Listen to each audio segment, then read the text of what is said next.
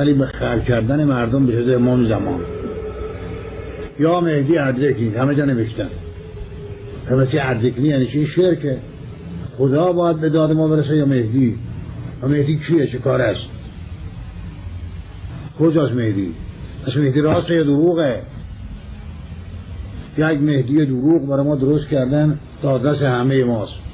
و خدا چه کاره؟ خدا برای بکارش. خدا رو بردن جاش یه مهدی موهوم گذاشتن. چرا؟ برای که ملت ما نادانه دیگه. دیروز توی ماشین داشتم میرفتم، بهش گفتم آقا جان، آقا تو نوشتی رو ماشین یا مهدی ادرکنی، اون مهدی مگه بشر نی؟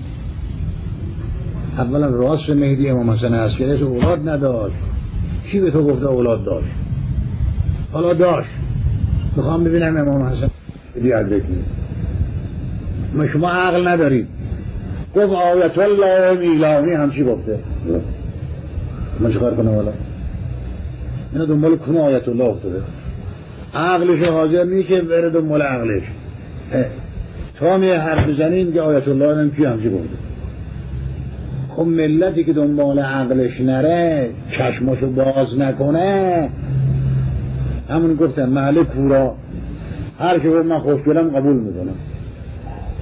ملت باید چشمشو باز کنه، عقلشو باز کنه، تو نمیکنه.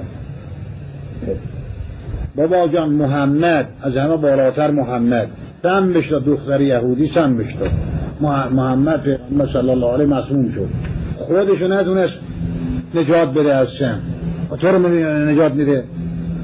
ها؟ بله. مهدی همه جا حاضره. هم به چه دلیل؟ مهدی الان به داد ما میرسه. هم به چه دلیل؟ کی گفته اینو؟ مهدی ایمان به مهدی جز اصول دینه نه. خود مهدی اصول دینه نه. خود مهدی فروع دینه نه. امام باید تابع دین باشه. خود علی نه اصل دینه نه فرع دین. پس چیه تابع دینه؟ خود علی چیکاره بود؟ تابع دین بود دیگه. ولی اینا هاشن اینه کردن اصل دین. چرا؟ جدال. حالا بخوای باید حالی کنی جدال میکنه.